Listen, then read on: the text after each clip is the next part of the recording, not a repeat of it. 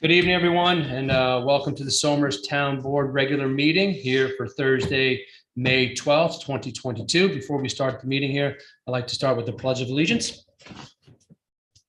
Pledge allegiance to the flag of the United States of America and to the republic for which it stands, one nation, under God, indivisible, with liberty and justice for all.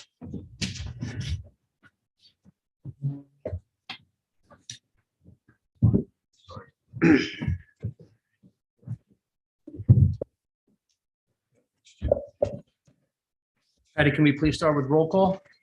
Councilman William G. Faulkner. Here. Councilman Richard G. Quincy. Here. Councilman Anthony J. Sirica. Here. Councilman Thomas A. Garrity Jr. Here. Supervisor Rob Sgrano. Here. Okay, I'd like to make a motion to start with public comment. Second. All in favor? Aye. Anybody here for public comment? Yep. If you would just come up to the podium here, state your name, and try to keep it to 3 minutes or so. Oh, wait. Hi, Barbara Tepper. Speaking as the president of the Board of Trustees of the Somers Library, I want to say, whoa, we got a car charging station in the parking lot.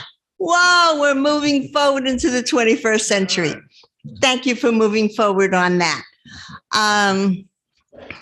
And on the issue, and also now as a resident of Heritage Hills, Unit 714, which used to be Bellflower, but now it has no name. And we would really like to see the names restored and expanded because it is such a huge development. And I can't tell you how many times I have been stopped when I go for my little walk. Can you tell me how to get to 966? And can you tell me how to get to this unit and that unit? And without street names to tell them where to turn, it makes it impossible. So I would like you to take that under consideration. Okay. Thank you. Thank you so much. Is there anybody here for public comment as well? No? Okay. So I'd like to make a motion then to anybody on Zoom out there? No? Okay, I'd like to make a motion then to close public comment. Second. All in favor? Aye. So moved. We're gonna the approval of minutes. We'll worry about that next month. And then Patty, can you give us the department reports? Yes, I have reports from the town clerk, building inspector, zoning board of appeals, plumbing bureau of fire prevention, parks and recreation, planning and engineering, tax receiver, and director of finance. Okay, great. Go to the business of the board here for the town board. So first, let me give us an update a little bit on the COVID-19 and where do we stand. Currently, there's 189 cases in the town of Somers. That is 17 new cases. That is up from 57 cases from last week. And we have a cumulative here in Westchester County of 5,346 cases. So we've seen a little bit of a spike. We were hovering right around that 100 mark or so, 125 right around there. We've seen to go up a little bit in the past couple of weeks. Hopefully we can turn the corner and start heading back down here. Hopefully this nice weather will people be outside and separated, and it'll help get it to go down a little bit. I agree. But again, Mr. Supervisor, from what I'm understanding and from what I'm reading, the numbers are going up, but luckily the death rate is not. We haven't seen, we haven't started to see anything like that. So that's good news. No, Okay. no. I just upstate. I know that the numbers are going up, Yeah. and I've been taking a trip up there and keeping track on those numbers. So hopefully we'll start seeing the corner turn here a little bit. Next up, I'd like to bring up Department of Highways update from Nick DeVito, our Superintendent of Highways. Love doing this. Evening, everybody.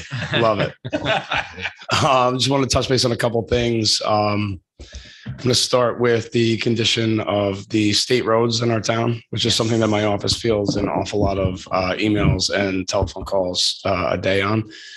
So just to be clear, any numbered road is not a road that is maintained by the town of Somers. So that being said, obviously we have some kind of deplorable conditions on some of our state roads. We've been lucky enough to work with the state to take care of Route 100 and a section of Route 139 in the past few years. However, 202, 118, 35, real bad shape, like real bad shape. And I just So like the when you say residents take care of, you mean repave? maintain, pave, patch, whatever it is. We are diligently trying to speak with the state to, in order to hopefully get them to move forward with repaving and resurfacing some of these roads. What you'll see them do is what we call drag boxing.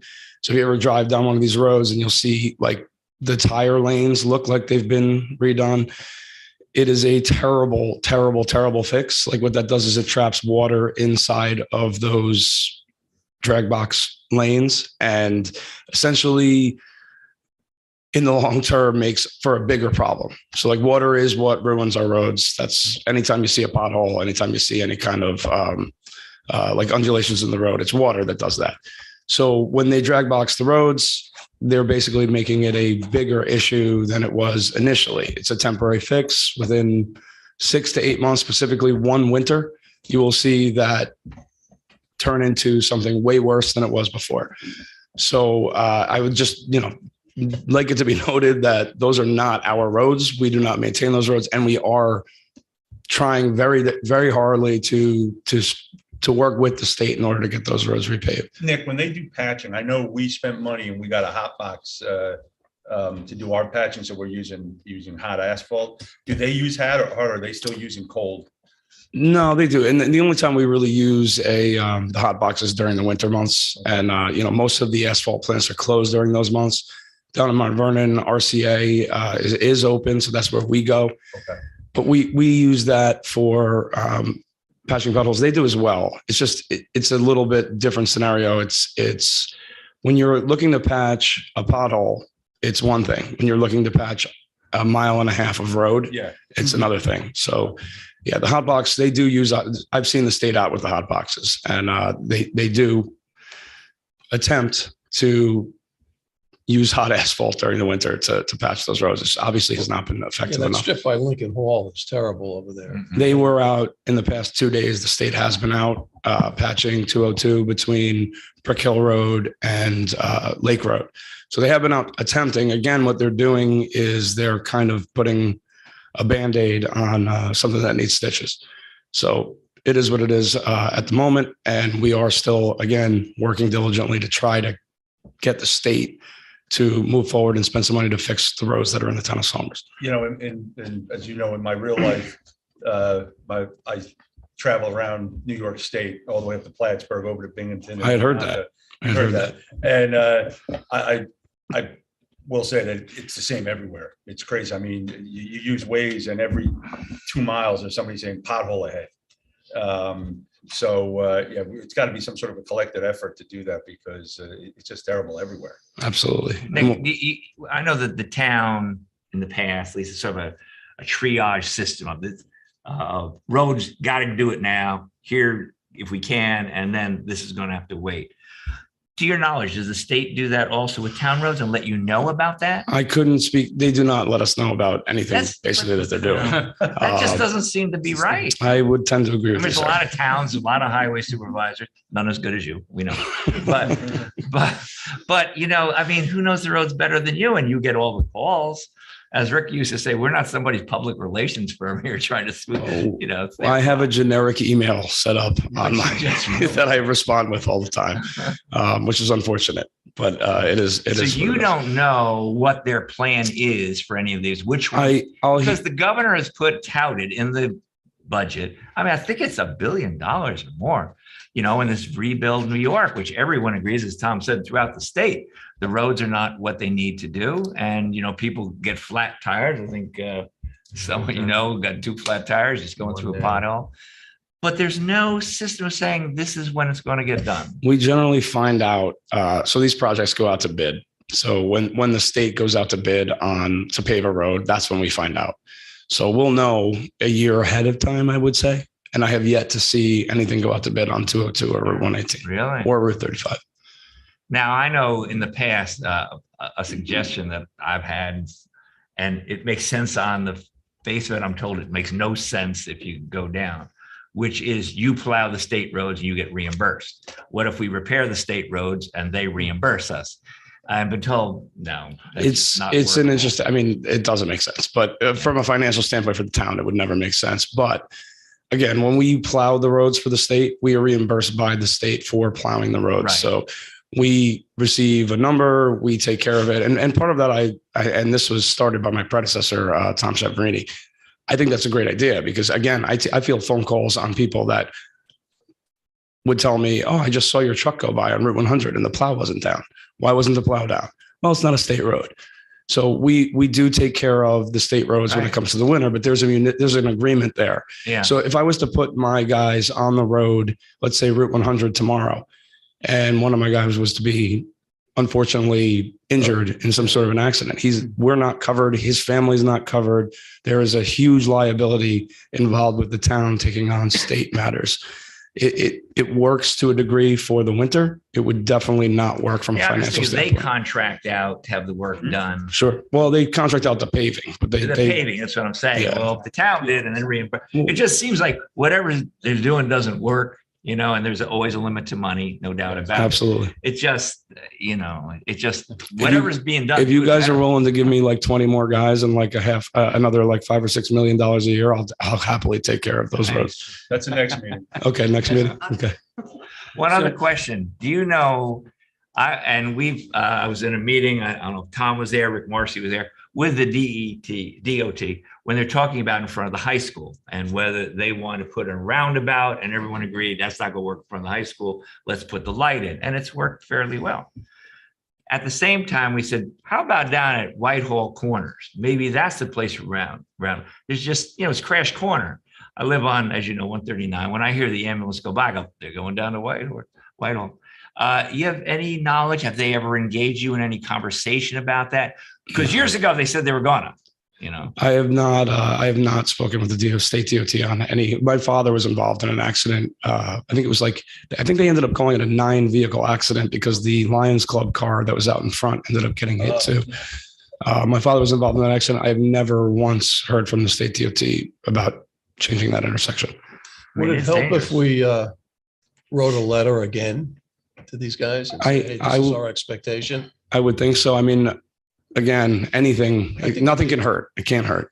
Maybe just write a letter to the DOT, kind of putting these on about the roads. We've made phone calls. We've tried getting some time frame from when these roads are going to be completed. And, like Nick was saying it before, both offices have gone, on response. So, well, I also talked to Senator Harkin about Whitehall and I said, at the very least, can you just get them to do a study, which is what they told us when we were at the high school years ago? Well, we'd have to do a study on it. Well, okay.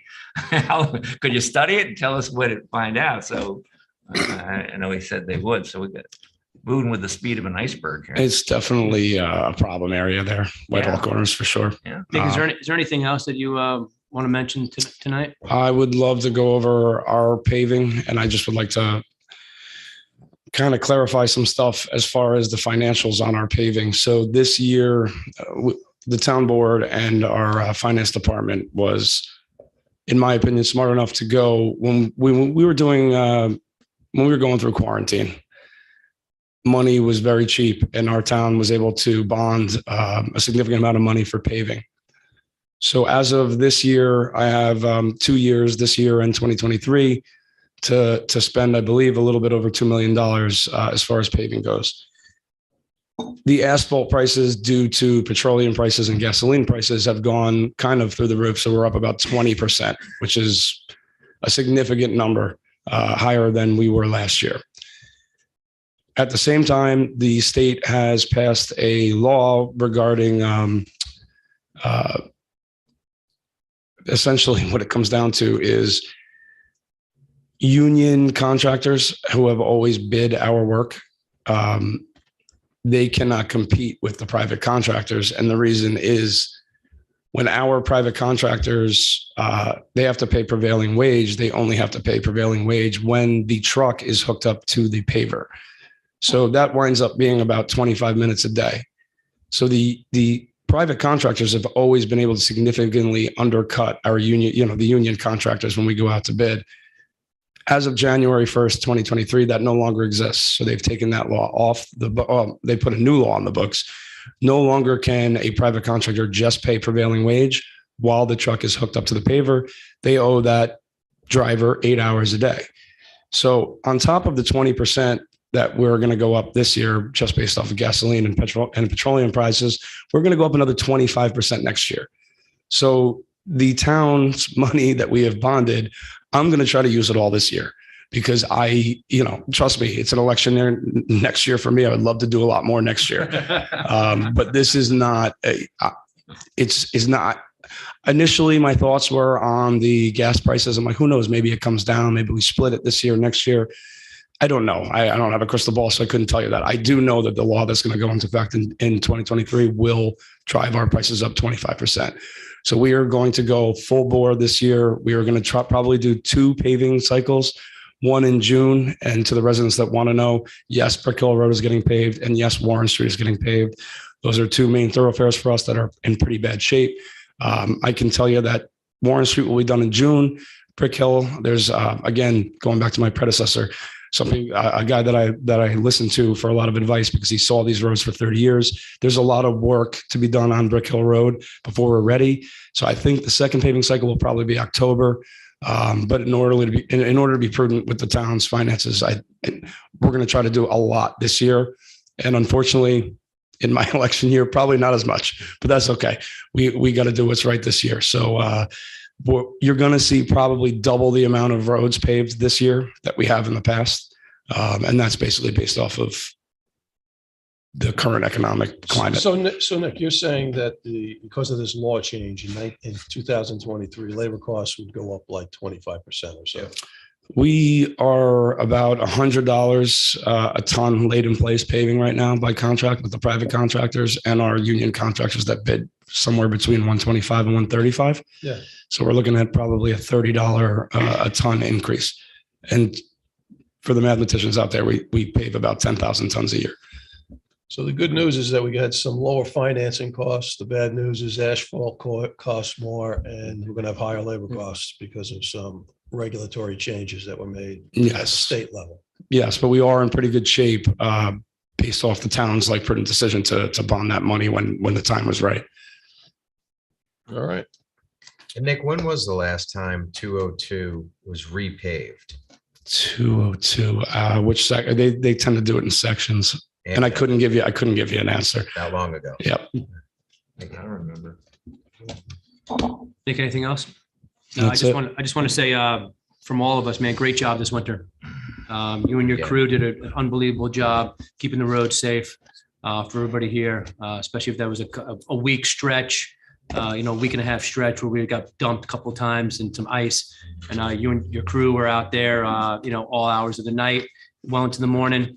We've had some major conversations, through that, especially when I first came on, and just your guidance and your work ethic and your team's work ethic, man. I just want to say thank you to all those guys, and I appreciate your hard work. So thank you so much, man. Good job, Nick. I'm going to go a bit further just because I know Nick doesn't like this, so I like doing it. So I get to work with Nick we've been lucky. We had Tommy Cheverini, who was arguably one of the best highway guys you can get. And not arguably. And we went right over to Nick, and Nick is one of those guys that in a storm, not even just a snowstorm, but when we have major wind storms and all that, he's out there in the front lines guiding his crew. He's got a great relationship with the local utility companies. They're never at a loss to give him a crew because they know Nick's going to use him to the best of his ability. But, Nick, we haven't had any loss of service, and you do a fantastic job. And again, not just during the snow. I know everybody sees the snow, and that's but during the weather events, he's out there with his crew cutting trees, helping us with to secure lines and all those other things. And you do a great job. Just the small ball, the irrigation and all that stuff. He does that also. He's stretching the budget as far as he can. But I get to work with him outside of this job, in my normal job during the day also. And I work with a lot of different highway superintendents, and Nick is one of the best out there. And he always picks up the phone, and he's always willing to help you when you need it. So you're doing a phenomenal job. Thank you. That's longer than the 5 minutes I told you. Yeah, So, yeah. My wife's waiting. I'm going. I'm voting for you, Nick. I appreciate it. Thank you, sir. No matter when the paving's done, I'm voting for it. Thanks, Nick. You got it. Thanks, Nick. Have a good one. Also, congratulations on a 14-1 season with lacrosse in boys JV. Good job. I know. I don't want to say that.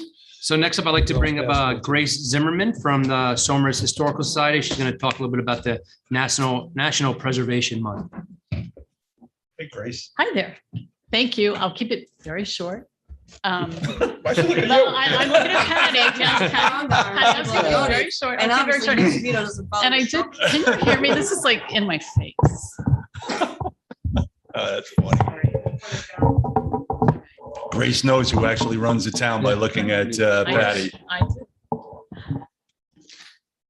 I have a PowerPoint, but I will email you the PowerPoint for the sake of brevity, and maybe there's a way we can put on the town website. Sounds good. But I'm here this evening representing Somers Historical Society, as well as Somers Town historian Doris Jane Smith, in support of the resolution you're considering tonight, recognizing May as National Preservation Month in Somers. In doing so, the town of Somers will be joining communities across the country in raising public awareness and support for the social and economic benefits of historic preservation as part of a program begun by the National Trust for Historic Preservation in 1973. It's natural and fitting that Somers join this initiative. Our town government has supported historic preservation for decades, beginning with the acquisition of the Elephant Hotel as the seat of government in the 1920s. Since that time, the town of Somers has built a portfolio of historic buildings, beginning with the Wright Reese Homestead in 1967. Today, that portfolio includes 3 National Register sites and 1 National Historic Landmark, all maintained primarily through our taxpayer dollars, by some estimates more than $1 million. That would be for the entire term that we owned those buildings.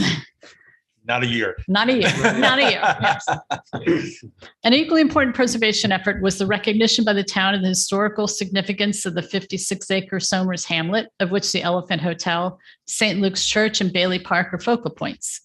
In 1978, the town went further, amended its building code to reflect that significance, and to maintain the district's historic character by creating the Business Historic Preservation District, commonly referred to as the BHPD.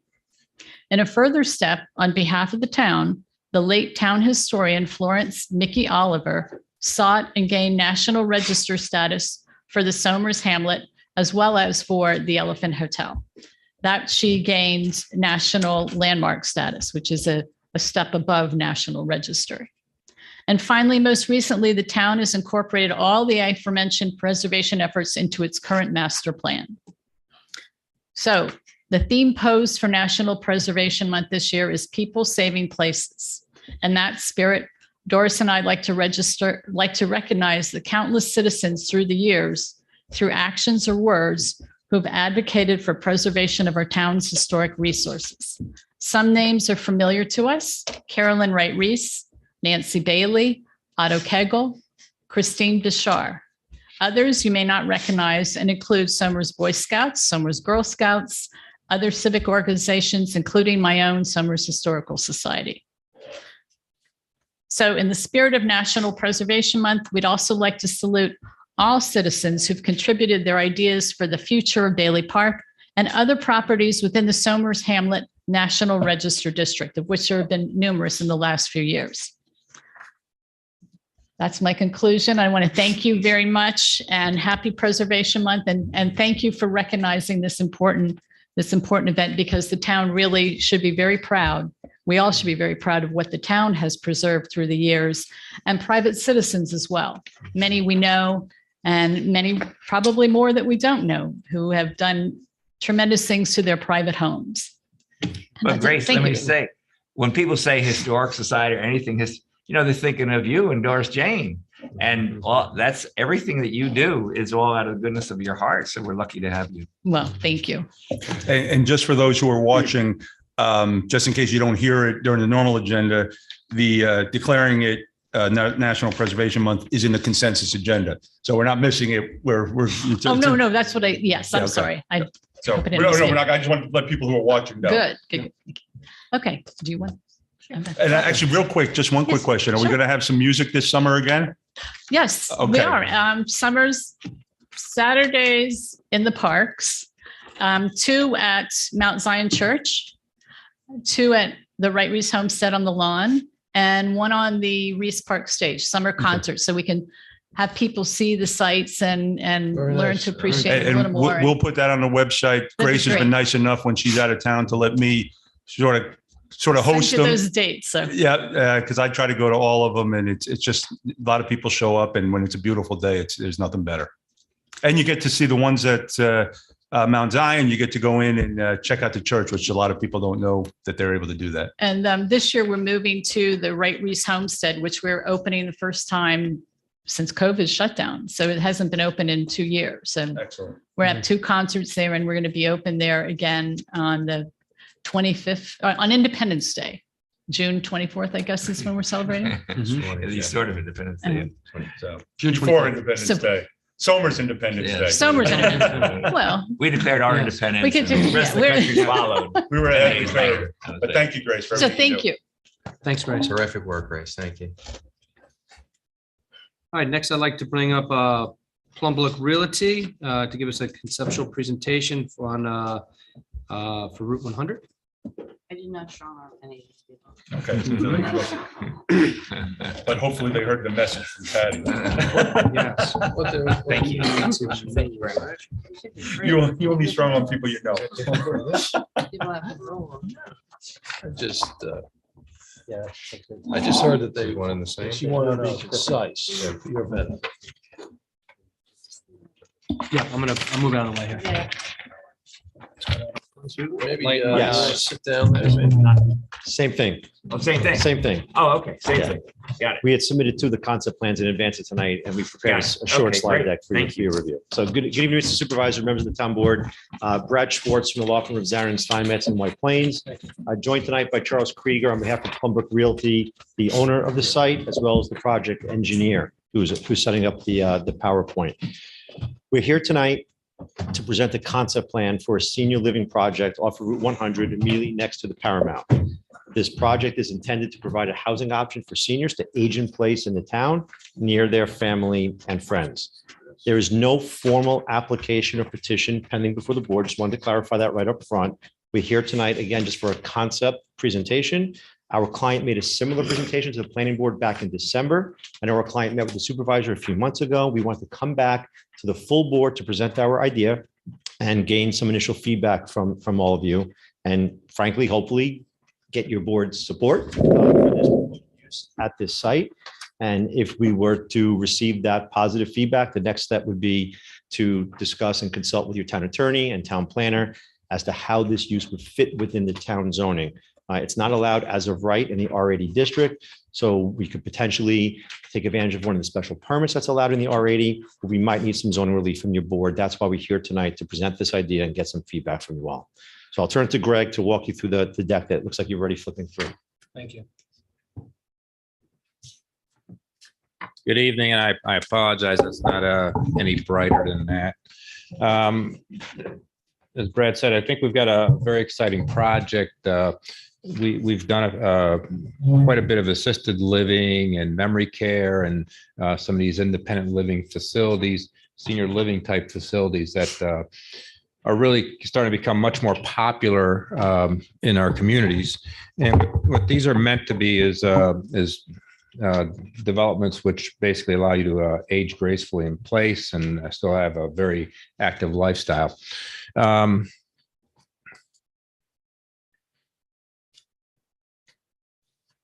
So existing conditions on the site, it's part of and it's part of the same site as a care right Paramount at Somers facility. Same owners, same principals. It's a separate company. It's a new venture that they are going out into. And anybody that's familiar with them, they've been doing this since the 90s with the assisted living memory care. They've got some adult daycare facilities there in 4 states, somewhere around almost 25, 26 facilities. And like I said, this is adjacent to that site. It's a whole separate entity. It's a whole separate concept, but there are some synergies there. The total acreage is 44.3 acres of the site that we're talking about. It's to the south of the existing facility. It originally was a 90 some odd acre parcel. It was subdivided back in the 90s. For financing purposes, and the current facility or the current land that we're looking at has some characteristics that everybody's familiar with. Probably there are some Army Corps wetlands and some DEC wetlands on the site. The facility does have its own water and wastewater plant that we're going to be looking at expanding. We're actually upgrading both of them right now. But if this project went through, it would utilize those same facilities, but would be expanded. The project is in the East of Hudson watershed, so it's going to require enhanced stormwater and also. Before you go to the next slide. Yep. And you can't really see it on there. When the picture I'm looking at has, sort of a dotted line in the middle of it. When you say 44.3 acres, is that both of the parcels combined that I'm looking at, or is that just the parcel that cut out? Oh, okay. Yeah, just a parcel to the south. And again, it basically is a parcel that looks kind of like this, like a little hatchet. The original parcel was the 90 some odd acres. And then this parcel here is the one we're talking about. It is heavily wooded, has a pond, large man-made pond, and what I would imagine is a former farm field area that is just kind of a meadow. Yeah, angle flies in the back. The zoning for the site is currently zoned R80. As I said, the adjacent parcel has the existing Paramount at Somers facility, and the parcel, both parcels combined prior subdivision were zoned for under a special exemption for congregate care housing. So the adjacent parcel has that designation currently. Overall, I said 44.3 acres. It's about 6 acres of wetland, both Army Corps and DEC wetlands. The pond is an Army Corps wetland. So just the water is the wetland portion. There is a stream going down a ravine between the 2 parcels. That's an Army Corps wetland. And there's a stream that comes from the north down, and that's through the Paramount property, and that's an Army Corps wetland. The DC wetland is to the south of the pond area. Larger piece is just off the property. So that's a DC wetland. It's going to require a little different treatment relative to buffer areas. The project is avoiding those wetlands. We don't anticipate any wetland disturbance. We will not be impacting any steep slopes. There are some on the site, but those are going to be left in their current state. And we're going to be we would maintain all the screening along Route 100. It is a fairly nice screening with some tall trees there, so we're not going to impact those at all. And then behind those, the concept plan would look at adding a berm and evergreen type trees for more year-round buffering. As I said before, the water and sewer system would be shared with the Paramount, and those would be expanded. The concept, as we're proposing it, is it's 196 senior rental units. These are not for sale. You basically come in, you maybe sell your house, and you rent these units. There's 150 apartments combination of 1 and 2 bedroom apartments. Right now, the program is approximately 121 bedroom and 32 bedroom apartments. And those apartments would be that H-shaped building. Yep. In the upper right corner of the site. If you don't mind. Yep. That's the rental building concept, 3 stories, 150 units. And then there's a plan includes 23 patio homes. They're duplexes, so it's a total of 46 2-bedroom, single floor patio homes. Parking on the site, each patio home would essentially have 2 parking spaces, one in the garage, one in the driveway. They would be set back enough so that if a car's in the driveway would not impact the road or sidewalk that's adjacent to the house. And then the facility would have approximately, I think, just over 100 parking spaces, which is in excess of what is recommended by ITE. And that would include for both employees and staff. Those duplex or townhomes, whatever you want to call them, those are for sale. Nope. No, everything's rented. Everything is rented. The apartments and these. Okay. Yep. Again, it is downsized by selling the home, coming and renting. Yeah, we heard that one. Yeah, yeah, it's a lot of them. Yeah. And those are the facility basically includes all maintenance. So every bit of exterior maintenance, whether it's to the building, to the lawns, to the driveways, sidewalks, your porch fixture breaks, it's the facility comes over and repairs it. There's none of, there's nothing there to maintain. And that includes inside the houses and of course the apartments. The traffic generation numbers are, as you can imagine, extremely low.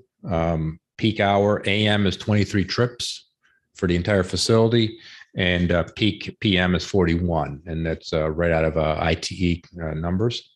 Those are peak hour of Route 100. So the peak hour for development actually is shifted slightly, but the difference is not anything significant. It's another 3 trips an hour. It's meant to be an age-in-place facility, senior living community kind of thing. It's definitely meeting market demands. These are very well received, very high demand for this type of a facility. Some of the amenities that are provided, and these are provided not only for the apartments, but also for the patio homes. There is an on-site management office. There's indoor and outdoor recreation, both with the apartment facility, but also walking trails throughout the site, around the pond, and that sort of thing. There's on-site security, entertainment facilities, common dining hall in the larger building, food service, on-site walking trails. We've got some plotted on there that you'd see if with the bigger plans, especially if it had a bigger projector. Transportation services. So if somebody needs a ride down to a shopping center, medical offices, that sort of thing, there is transportation services provided by the facility. On-site exercise facility, laundry service, housekeeping. I said before, ample on-site parking, and also there would be an event space in the larger facility. Typically, those are things like they may have traveling shows. I've got a friend of mine that does plays, and this group do plays. They come to these types of facilities. Also, let's say you've got a birthday party, a family gathering, or something like that. You could utilize that room for those types of things. Some of the site design features, fully interconnected. Oh, geez, thank you. Sidewalks connecting the patio homes and the main building. So there's plenty of walking and safe walking facilities. Trails, as I said, throughout the development, also around the pond area. There's currently some trails there. Those will be upgraded a little bit. A lot of waterside passive features. So both we're envisioning right adjacent to the back of the apartments and also around the pond towards the Paramount. And then, the plan also provides for preservation of all the undisturbed areas. So there's about 30 plus acres of the 44 that will not be disturbed and left in their natural state. Any questions? Yeah. Excellent. Back to our seats. Anybody mind if I go first? Go right ahead. So a couple of things. One, what is the age limit that you're talking about? You're saying senior rental units, but what's the minimum age?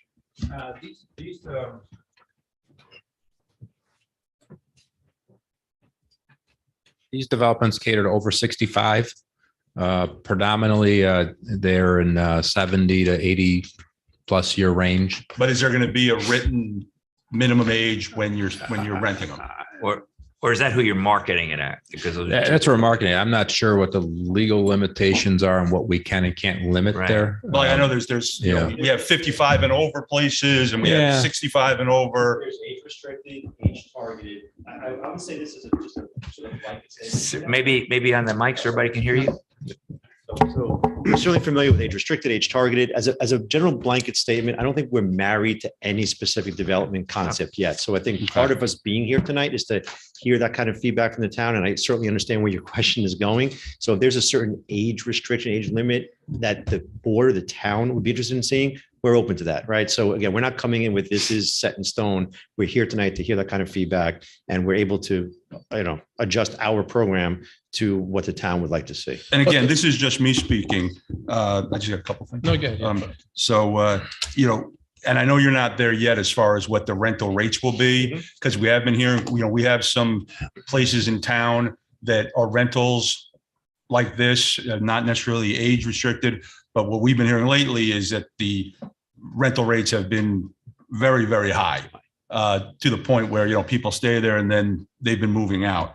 In my opinion, one of the stumbling blocks I see on this plan, and Roland, if you can correct me if I'm wrong, I don't believe in town we have any 3-story residential developments.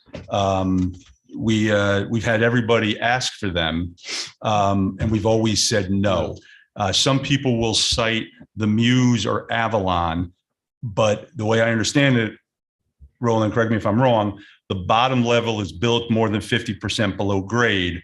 So that's not counting as a level. This, I'm assuming, is not built into grade. So this board has never approved a 3-story building in town. I think just the tradition is that this is the tallest building in town. So that's sort of what we've used over the years. And that might be the case, but we've had, right now, there's a slew of people wanting to build in Somers, and we as a board have to look at each one individually and see, it's just been open season on development. Yeah. And we've had multiple developers come to us and say, we'd like to build 3 stories, and to a T, we've said no. We've said 2 is the max. I'm 1 out of 5. I would stick to that. Just because that's what we've done with everybody else. Again, I don't know what it would look like from, even if you have high pine trees, if you have a 3-story building, I don't know what it would look like, but living here as long as I have, I'm not looking to get a 3-story building anywhere, residential building. Understood. Approximately how far is it off of 100? The larger building is probably close to 400 feet. No, but the ones that are closest, The single floor duplexes, Yeah. those are probably about 100. about 100 feet. Yeah, maybe a little bit. I'd say about 100. I don't have the plan right in front of me to measure it, but Okay.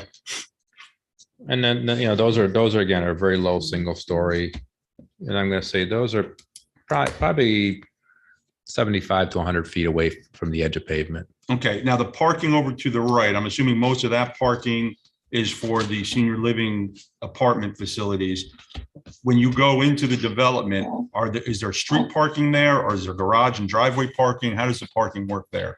So like if I live in the very end one, I'm not parking over here and walking that way. I'm assuming there's Around parking that there. circle.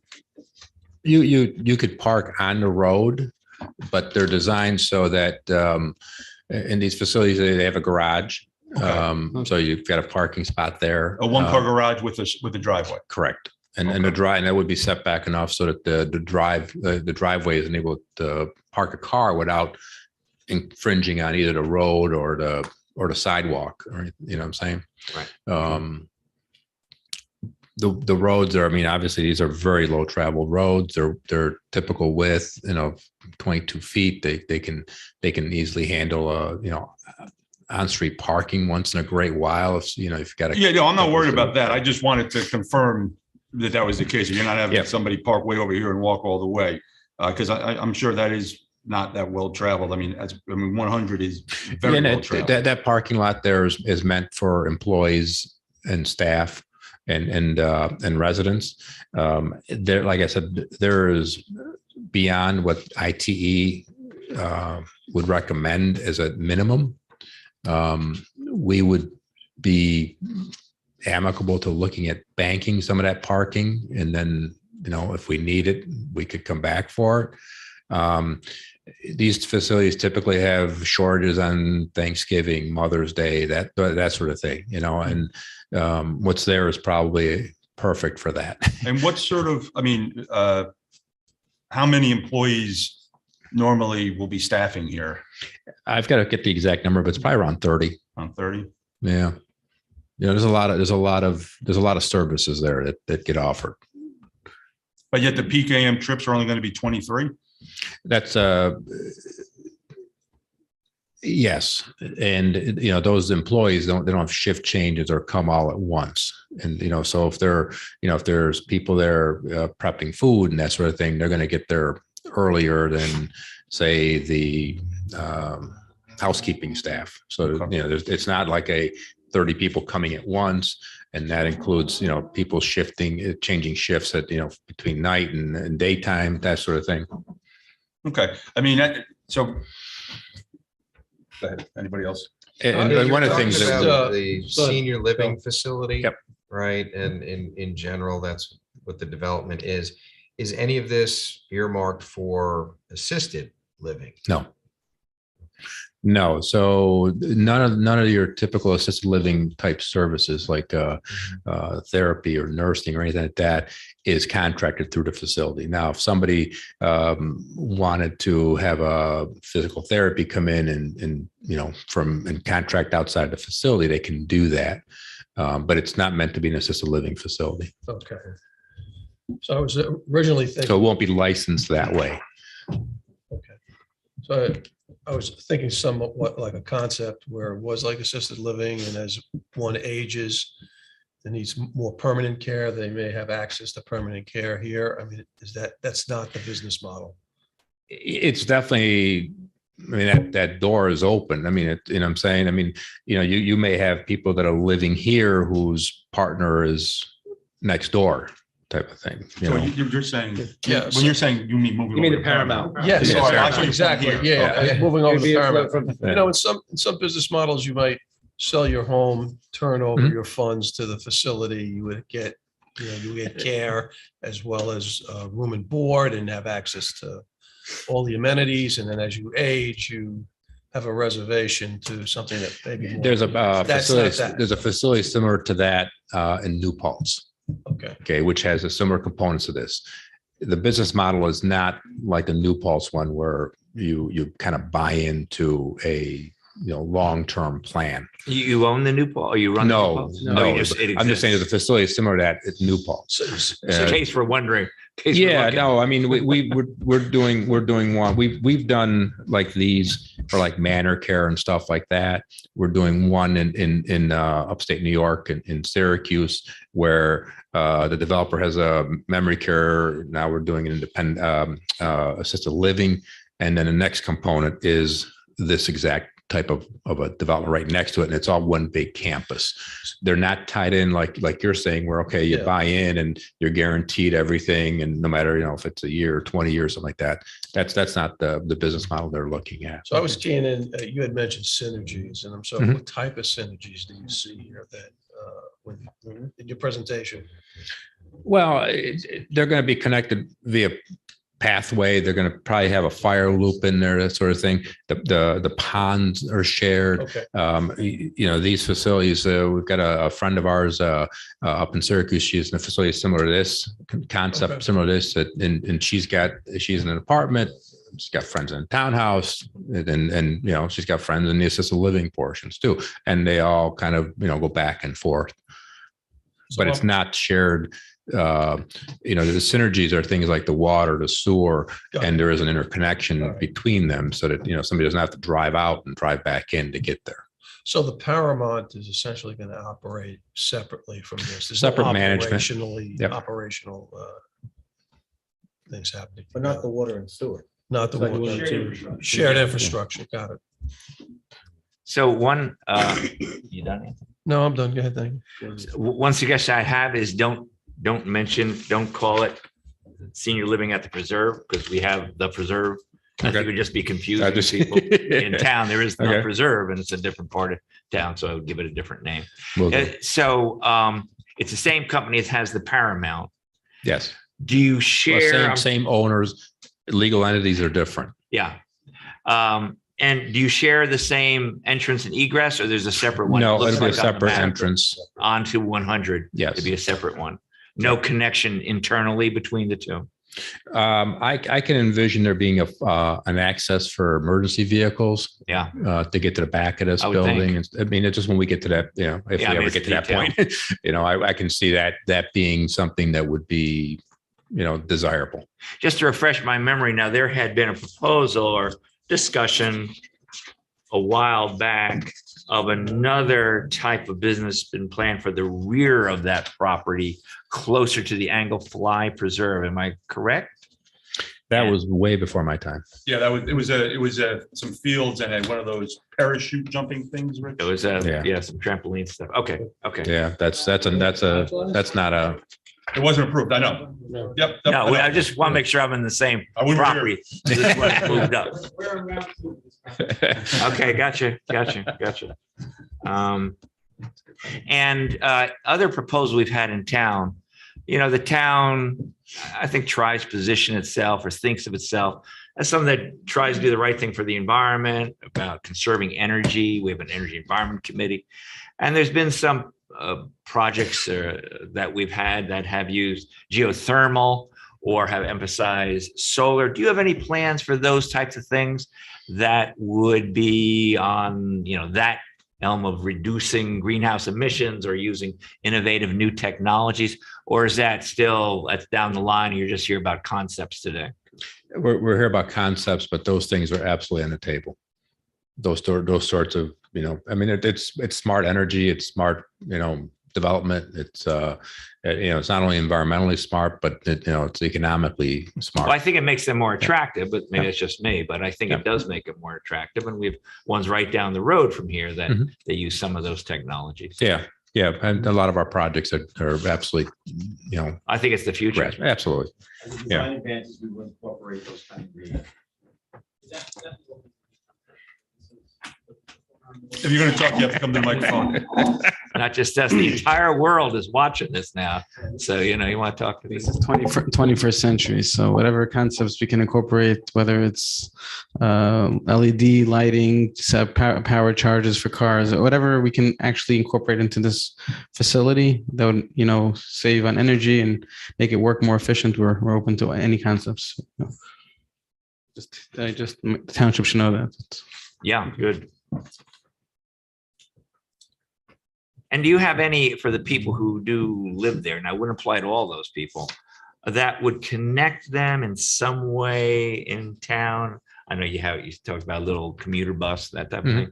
Are any pathways, sidewalks, things like that as the town becomes more walkable and more conscious of that? Is there anything that you've envisioned there that connects it with anywhere else in town? Honestly, we'd be absolutely open to it. It's quite a walk or quite a bike ride or something. Right. You know what I'm saying? So I mean, yeah, we would look forward to opportunities for that. And that because of its positioning to the Angle Fly Preserve, there are many environmentalists in town who will I think, well, you might remember, maybe you don't, there was a discussion of turtles that went back and forth. And that was one of the things that seemed to be a negative with that earlier proposal. I'm sure given the closest to that pond, there will be things that I certainly don't know about, but other people will, but that's for another day. Yeah, I think the sensitivity is there as you can look, at the plan. If you can tell we grouped everything, we limited to, the areas that we don't see as being sensitive. We're not cutting into steep slopes. We're taking out as few wooded areas as possible. We're not, building right up onto the pond. I mean, it's up to a feature that we want to keep. And the nature of the site where it's wooded, it's you're looking out that hill it's a great view. I mean, if you've got that pond and that hill and you're in, as your view, it's pretty nice. Or if you can, take and walk around those areas and enjoy the nature of it, it's very nice. So, we get to those design elements of lighting and that sort of thing. It's absolutely going to be respectful of any of those features. Hey, just out of curiosity, one last question. Sure. Looking up at the Paramount, there is that great sleigh riding hill, right in front. So what is that land? What is in that land? Is that where your water is or your septic? Is that for anything that land other than it's beautiful? I don't know if that was utilized for septic at one point in time. Before you got your system put in. Yeah, I don't know. I mean, the water is up on the hill. Already. So there's a series of wells. Some are up on the hill, some are lower down by the wetland area, and there's water tanks up on the hill where water gets stored. Those wells are sufficient capacity, I think. We may need to upgrade the storage, that sort of thing. There's enough water we can pump. It's just a matter of storing enough of it to meet those peak demands. So I don't see, the limits of disturbance that we show on here is pretty confident that that's going to be, the most we're going to have to disturb. So you're saying sleigh riding, there's a chance. I'm all for it. It is a great hill. There's a chance. That's just what the Paramount wants, somebody breaking their legs, so they ride down the hill. Just saying. 1 in a million. Anybody else? I mean, I would just say, made our comments. Be prepared because we have a lot of stuff in front of us and we are very deliberate in our actions. Nothing is happening quickly. We have to look at a whole bunch, we're going to be looking for things. Now, the tax structure on this, Roland, obviously it's rental. So it's there's no other tax option. Right. One of the things that we will ask down the road is a community benefit. And, senior housing is not, from our standpoint, necessarily a community benefit. That's what you were going to come back with. We got lots. But we'll be looking forward. But this is a process that we're going to go through. And like I said, we've had some that have come in 3, 4, 5, 6 months ago, and we might see some others. But just be prepared. Just to be clear, you don't have to go through a process. Correct. Right. That's Correct. That's a baseline decision that the board has to make. Right. Yeah. Correct. Right. Oh, okay. Did I say it wrong? Well, you made it sound like there was going to be a process. No. We I'm don't sorry. know There's no yet. process. We just have a lot in front of us, and so nothing's happening very quick. Yeah, and we could definitely be respectful of that. I mean, this in itself is a good sized project. Yep. Everybody's brought up some fantastic questions. Some of it I got to get you some more answers on. The 3-story thing, just in the front is anticipated to be 2. The back might be 3 just because of grade change.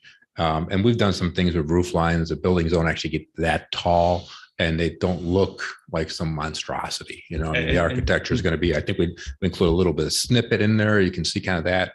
That's kind of how a 3-story building gets treated. And in a way, it doesn't look like 3 stories, at least in the front. Okay. But those are all units, conversation. Just, 200 units is a lot of units. I don't think any of the other things we're looking at are more than 100. I think they're below that. Yeah. So again, 200, that's a lot of density. This is on 43 acres. Those are on 10. No, one's on 55. And keep something in mind. These are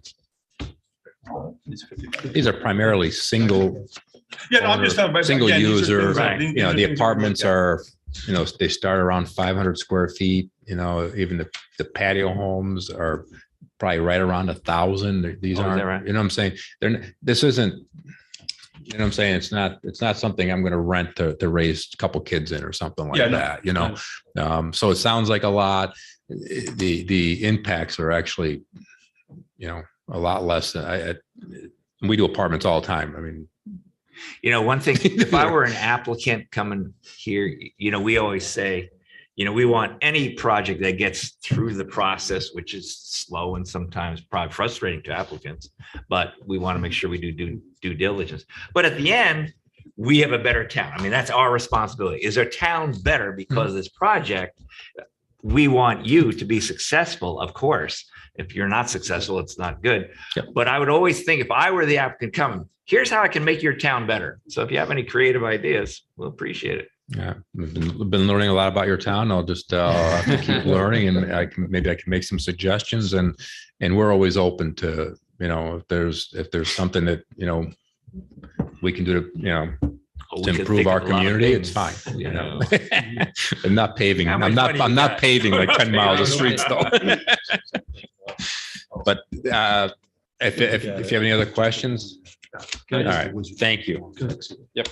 So I just wanted to sort of wrap up, I guess, right? And just clarify. So I totally appreciate Roland's comment about, right, you don't have to accept the rezoning petition if you don't want to. And frankly, we still have to get to a point to confirm that we would need zoning relief from your board. I think we need some discussions with Roland and Dave about that. I also heard that if we do submit, you know, it's not going to be expedited. It's going to take a little bit, but I just what I'm not hearing is, guys, you're out of your mind, is that there's a wrong use for this site. So I heard the feedback, density, the 2 stories, the public benefit.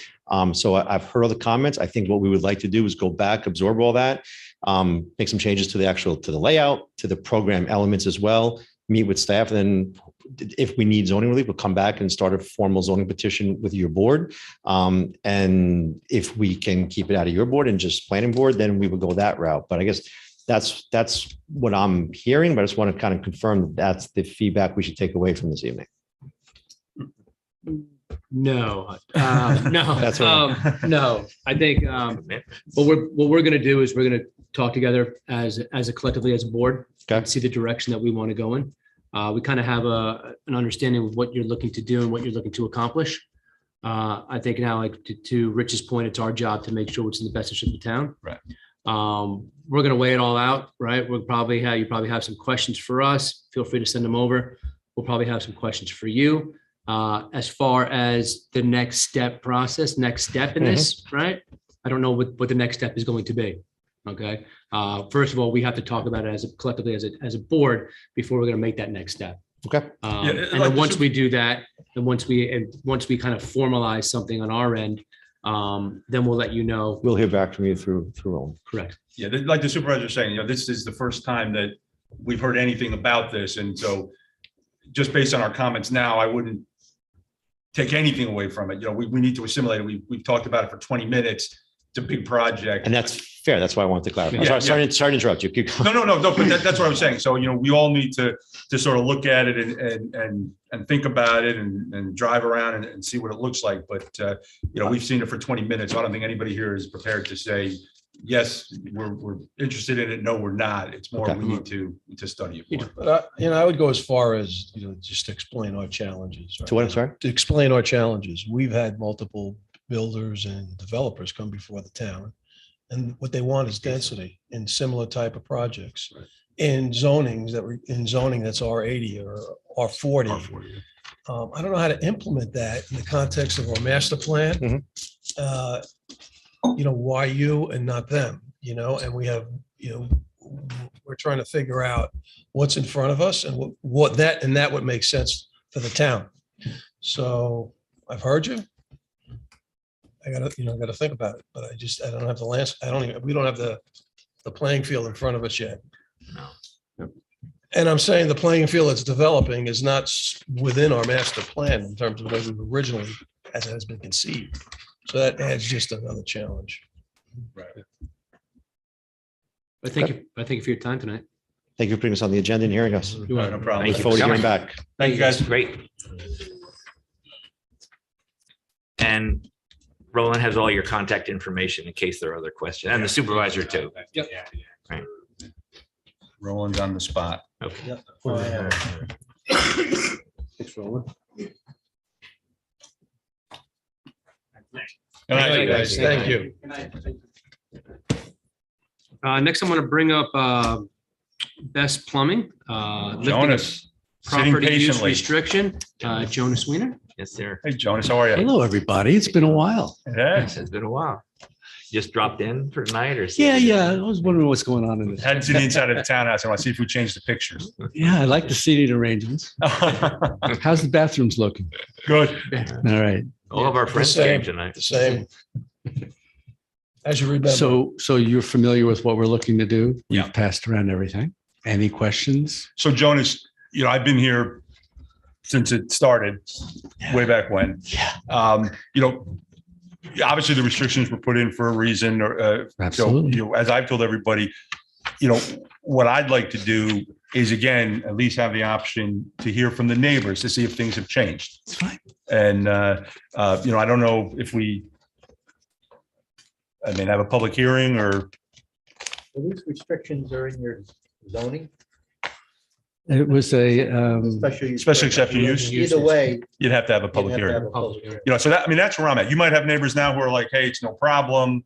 But I know originally when we did it many years ago, 2004. 2004. Was it 2004? That's when we bought the property. 2006, we opened. No, so you came to before us in like 2007 or 8 because Richard and I were on the Oh, board. that was Oh. After. Yeah. That was, we came back for a change. Yeah, you came back. Yeah, that was a Saturday. and- Something like that. Yeah. Which we never exercised. So Jonas, from your perspective, what's changed? I mean, I understand the COVID thing. and- The trees have gotten bigger, and we're looking for is the ability to put some items that are inside the building, outside the building. They're inert objects, steel, cast iron pipe. Mhm. And it's in an area where there's absolutely no visibility for, I think it's about 800 feet and loads of trees and everything. We gave you an aerial view and with some directional on it. So there's no visibility from our neighbors. Of course, when we first took over the property, we significantly invested in the screening. That was very wisely done, and we've maintained that over the years. Several iterations of new fences have gone up. Trees have been put in. The place is beautiful. It's 35 acres of absolutely beautiful property. Still have wild turkeys back there and deer and everything else imaginable. So if you were to if you do some of this outside, is there additional noise that No, occurs? no, absolutely not. And again, from a noise perspective, there's nothing. There's nothing that we do out there that makes any noise. We don't manufacture anything. Yeah. So to the other item, which was changing the business hours for the warehouse and all. Yes. Again, those are trucks coming in and out, or It's really to allow the warehouse to operate 1 hour earlier so that they could come in and get the trucks. Our business is looking to grow geographically. Traffic is increased.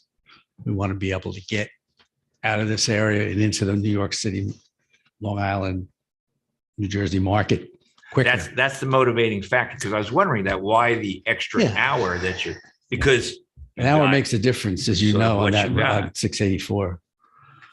So we want to be able to get out. Well, actually, we want to be able to get in there and get the trucks organized for getting out. With the new traffic light that went in, how is everything now with the operations? It's great. I mean, we didn't have a problem, and I'm sure the school had no problem as well. It was I believe it was a 20-minute or 25-minute curfew on us being able to leave the property with our trucks. It was never an issue. when the school was. Yeah, it was never an issue. And then with the traffic light, it only just makes it somewhat silly to have that restriction there. Yeah, and again, so I'd be more interested in just hearing from the neighbors, just to It's fine. to give them their. Absolutely. Well, the last time you were here, you had spoken to them, Yes. beforehand. Some of us, myself included, went down, actually knocked on the door, say, so what are you thinking? Have you, in connection with what Tom said, are they aware of this and have they responded? No, we didn't ask. Okay. Because again, it's what we're doing is it has no bearing on their change. It's no change for them. They wouldn't see anything they haven't seen before, and they won't see anything in the But future. they changed that, so that Saturday hours, aren't they changing them? Well, we never opened on Saturday. We honestly don't plan to open on Saturday. But we were looking, it was kind of encumbered, the restrictions encumbered us for the use of the property, and just good business. We wanted to relook at things that didn't make any practical sense. We have no intent to open the showroom on Saturday there because we have the Yorktown store. But in the future, we may. So we got that restriction. You're looking for 3,200 square foot, right, pad? Yeah, it's 40 by 80? It's 80 by, actually probably be 47 by 80. 47 concrete by pad, 80. yeah. And that doesn't, I mean, again, I agree with you. I think I recall one of the issues, and Rich, correct me if I'm wrong. I recall one of the issues was just the trucks coming up and down the driveway. We're very concerned about that.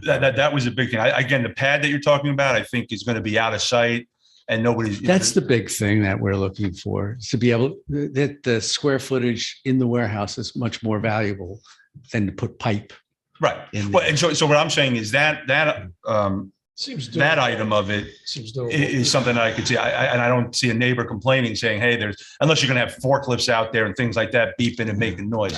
The bigger thing I remember is that, it's just unfortunate. Your driveway goes up sort of in the backyard of a bunch of houses on the next street over. And that's what I remember the complaint. And again, this is 10 years ago. Yeah. That's what I remember the complaint being. So I don't know if they would say anything. So You're pretty secluded back there. It's very they are, secluded. except for the street right Except for next the to street, it. right? Yeah, those people there. Yeah. So that's, I think something like a pad out there probably is not a big deal. Now, if you look at where we're putting it, where the building's located and where the two houses that there's nothing anywhere near it. Yeah, it's Whitlock. Thank you. I can remember the name of the It's street. these homes here that. Right. So just so I understand, so a concrete pad of, it's 3,760 feet, square The feet. trees and brownies, right? And you're going to store things there. Yeah, so in other words, we put a hole in the side of the building. Yeah. And this outside the building is this concrete pad. And the material that comes in off the trucks would go in, or comes from the building or into the building, whatever, because would be on that pad. We can't do it on a soft surface because of the weight of the pipe. How do you get it in now? How do we get? How do you get in now? or out now? We go through, it comes in on a tractor trailer through our warehouse and gets handled. And The so- tractor trailer doesn't go in the warehouse. It comes on pallets, Yeah, right. moving around. And so this would, Be the same way, except we would store it outside. So when we went to get it for get the material for the contractor or load our trucks these are up, literally pipes, just pipe. pipes. Yeah. They So there's rust. no extra trips. You said you have the same tractor trailer coming in, Oh, yeah, just putting it in a absolutely. different Oh, yeah, spot. absolutely. So again, I'm amenable to the cement platform. I'd want to look at the hours and the inflow and outflow of traffic and hear from the neighbors. Again, I think we're talking So, about. so once you do that, though, I mean, winter, summer, winter, it doesn't matter. You just keep all that inventory out there. Yeah. Oh, yeah. It's inert. It doesn't matter what the weather is. Yeah, I'd like to do that, Rob. Yeah. So I'd like to make a motion to schedule a public hearing on this for Best Plumbing at our next town board meeting, which will be on June 4th. You want to do it at a work session? No, we'll do it at a regular meeting. June 9th? Well, They do it at have the you regular actually meeting. submitted an application to amend the special use permit? I'm No. not sure. I don't believe No, so. you- Oh, so You we're need looking an at application, you application? need an EAF. Okay, so then, Yeah, probably there's a required referral to the planning board. I would think. Yeah, I would think Okay. so. So too. public we'll hearing's hold premature. premature. So Jonas, why don't you get that information? Get the to It us? would be a pleasure. And then we'll schedule a public hearing. Welcome to government. Is there, Well, we understand. is there a way that, Patty, do we send out notices to those people there who might be interested that, Somebody sends us We're- out. It's It'll not go out Patty, for the but public somebody hearing. sends us. right, it's from the planning So- board? Is that where we send them out to? Who sends out those notices? I just want to make sure that they all get noticed that this is going to be discussed, so they have a chance to come. Yeah, it's part of the process. But you, And Oh, you'll I forgot have Dave's to here. put the sign out. Oh, yeah. We have a good sign maker that picks it. You might have one from 10 I years ago. probably do. It's in the back of the warehouse. So then we're looking at when would be Probably July. July, that's fine. That's Get in fine. there. Probably. If you get us the application, we process could, going. we could put it for a public hearing. We could make Yeah, the thing in the June meeting for July. Excellent. I'll get that. We'll get that right away. Okay. Thank you. Thanks, Jonas. Thank you very much, All right. everybody. Nice to All see you. All right. Let's move on to next item here. Authorize the supervisor to execute the Heritage Hills Shelter and License Agreement between the Heritage Hills Society LTD and the town of Somers. I'd like to make a motion to authorize. Second. All in favor? Aye. So moved. Authorize the supervisor to execute the Evoke System Subscription Service Agreement for the collection of fees related to the electric charging station located at Van Tassel and Reese Park and discuss fees, if any, for public use. I'd like to make a motion to authorize. Second. All in Well, favor? what about are we discussing the fees or no? Well, I think that comes later. No, we're going to discuss the fees. We're going to figure out what the fees are going to be. We're This not is just, doing that this is now. just, No. no, we're not going to, okay. So, I spoke Go to Bob just quickly. I mean, to put the stations in and buy this software through Evoke is going to cost $500 a station. That's like the software to run all this stuff. But I don't think, at this point, Bob doesn't want to get into a situation where he has to charge sales tax. So we're trying to figure out, he's trying to figure out a business model. Maybe you don't just it's a gratuitous charge. We don't know the activity and the amount. Is They New could- York State, do they have something where they reimburse towns? Because if you want to have electric vehicles, I mean, you got to have charging stations, right? So here's the thing. But- Here's the thing. But do we just give away the electricity or, and maybe New York State says, yeah, you should, and we reimburse you. Is there anything like that? Do we know? No, I don't think we fully understand all the business models. I think I would say, this though, like Tesla is part of their proposition sales. They build charging stations Right. all over the place. And, General Motors and Ford are going to do similar things. Now, that's a third party. They come in, you give them the access, and then we're not part of that. I mean, that would be perfect for us. In this situation, it was a NYSERDA grant, right? We got 2 of these stations for, I think, I was told about $15,000. And so now we're there and now we have to hire Evoke. They're making the connections and they're going to run the software to sort of meter it all. But we haven't decided whether we're going to, charge people for this We're or going to get not. charged for electricity though. I don't know. Their town. If we do, then we have to get into the sales tax business. Okay, and this is something that is a bit Well, reticent it's to a do that. problem we're going to have to figure out. We're gonna probably have to figure out, Okay. but it's not as simple as you might think. I was at a meeting earlier this week and heard a presentation from a different company. And what they're proposing is to have advertising on both sides of the charging station. Like modern gasoline pumps have screens. Video screens, Well, these yeah. would have screens too, and That's not the, right for every community, but that's how you get to not charging. that's the payphone model, The paper one, I guess. right? Everybody never wanted it once they've got that payphone back in the day. Yeah. I mean, they wanted it for the advertising because it was on a corner somewhere and Right, they would post an ad. right. That's an interesting idea. They're pretty big screens, though. I don't know. It can't be right for every community. Yeah, I don't think so.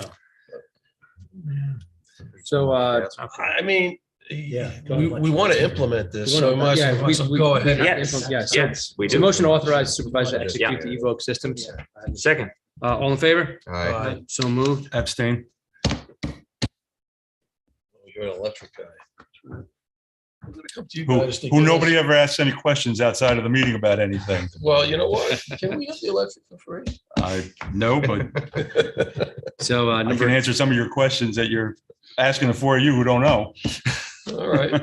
so number 8 here, award bid and You wanna authorize talk about it? supervisor Yeah, execute a contract to place carpet tiles in the main room and tea room of the Somers Library in the amount of $10,095 with a Cantor's carpet per memo dated May 9th, 2022 from Thomas J. Tuma, Building Inspector. Motion to award the bid. Second. All in favor? Aye. Go ahead. Go ahead. Just one quick, there was an email today withdrawing something. Yeah, that's number 9. That's number 9. That's Okay. number 9. All right, good.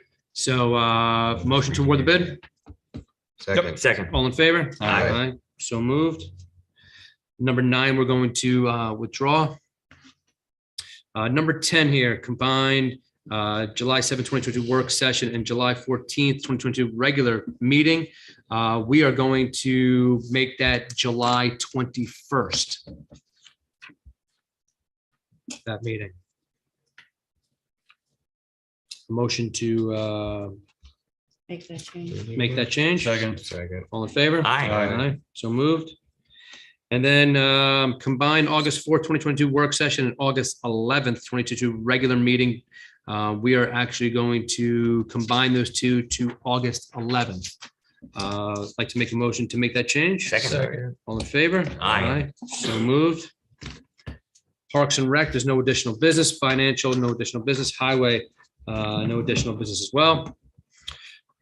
Personnel, there are some current vacancies. Affordable Housing Board, 1 2-year term ending 7/11/2022. The Assessment Board of Reviews, 1 5-year term ending 9/30/2023. Library Board of Trustees, a 1 5-year term ending 12/31/2025. Parks and Rec Board, a 2 3-year term ending 3/9/2025.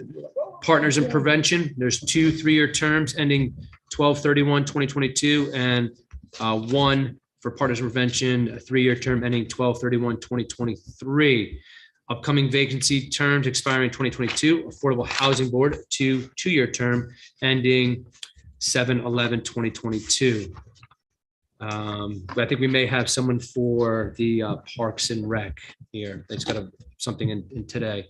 Go on to number 3 here. Authorize the hiring of Mr. Donald Spinelli as part-time availability PTA chauffeur for the Somers Senior Adult Nutrition Department at an hourly rate of $17.50 per memo dated May 3rd, 2022 from Barbara Tabor, Senior and Nutrition Program Director, effective May 5th, 2022. Like to make a motion to authorize that hiring. Second. All in favor? Aye. So moved. Authorize the hiring of Farah Cleary for the position of full-time recreation leader in the Parks and Recreation Department effective May 20, 2022, with a delayed start date of June 6, 2022, in accordance with the CSEA contract appendix B at grade 4A, step 6, at an annual salary of $57,742, contingent upon the successful results of a physical, drug test, reference, background, and driver's license check per memo dated May 5th, 2022 from Steve Ralston, Superintendent of Parks and Recreation. Make a motion to authorize the hiring of Farah Cleary. Second. All in favor? Aye. So moved. Board to a 3-year term ending March 9th, 2025. Make a Second. motion. Second. Enthusiastic second. All right. All in favor? Aye. So moved. Nothing in planning and engineering. Police request permission to purchase a Vermac variable message board with radar model PCMS-548/HYDLE in the amount of $18,500 per memo dated May 4, 2022 from Brian Linkletter, Chief of Police, Somers Police Department. Make a motion to request the permission. Second. Second, all in favor? Aye. I assume So this moved. is One of those, yeah, keep people from speeding. correct. Slow down. Nice. Yeah, the more of those, I think, that we can afford, the better. I'd like to add something to the consensus agenda for number 8, building request for Cobbling Rock from Steve Warfel from Somers Historical Society.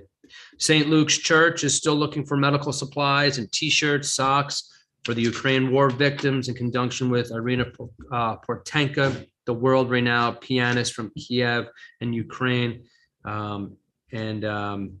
Again, they're looking for T-shirts, large, extra large, triple X. Socks are needed, medium to large, and that goes through Thursday. So today is actually the last day, but I'm sure if you drop some stuff off there tomorrow, they'll be more than happy to take it. At St. Luke's Church, 331 Route 100. Now, it says now through Thursday, May 19th. Oh, through May 19th, sorry. Yeah, So not this today's- Thursday. Yeah, so sorry, so May 19th, I read that wrong. Good. So through next week. Good. Okay. Friends of Lassen Park Arboretum presents the 100-acre wood exhibit, Forest Friends, open on select days through Sunday, May 29th, 2022, and that's on Route 35 here in Somers, but that's, the address is Route 35, Katona, New York. And then, sorry, that's Ladson Park, 2610 Amwalk Road, Route 35, Katona, New York. And then also hold the date for everybody. Town of Somers Independence Day celebration will take place on Saturday, June 25th at Reese Park. And our rain date is Sunday, June 26th. That's some great bands. Everything's coming in order. There's only one or two outstanding things left that we need to take care of, but we are almost completely done setting it up and looking forward to the celebration back at Reese Park. Here. Good. Yep. I can add one, just so everybody knows, tomorrow night is the Wizards game at Somers High School. There'll be 2 games this year, one at 5 p.m., one at 7:30 p.m. You can buy tickets online. You can buy them at the door. I will be the mean guy telling the little kids to stay off the court. So hopefully they'll listen, but It's a probably great not. show, and they're really good at it. Yeah, they do. They do a great job. They've been doing it for years. For years, yeah. Anybody have anything else? Anybody? Just want to remind everybody on Tuesday, there's a school board vote. Oh, Yeah, that's right. right. And a budget. And a budget school vote. right. There are 4 for individuals running for 3 positions, 3 spots. 3 spots. And I think, we always hear, everybody comes out for our elections. Not everybody, maybe, but a lot. More than- But when it comes More to than that. Average. more than that. that. And, it's important that you weigh in there. There's It's very 15,000 important. registered voters in town, and typically speaking, you'll have less than 2,000 who will vote in a school Right. election. Right. So Unless Rich Clinton was running, in which case he Well, had that- 18,000. they Yes. are, yes. They all came out. to- Somehow we got more Not votes him than we're in the again. town. Not him again. So get out there and vote. It's going to be at the, is it the middle school, Middle right? school, middle school gymnasium. So I'd like to make a motion then to close out tonight's meeting, regular meeting. Actually, we'd like to do a real quick executive session, not Right. to return. Not to Yeah. return. So very quick, Yeah, we're gonna go to executive not to return. just personnel. Personnel. We need the second and motion it. Second. Second. All in favor? Aye. But then we'll make a motion to close out this meeting. That's it. No, that's what it is. That's it. That's what it is. Good night, everyone. Not to return.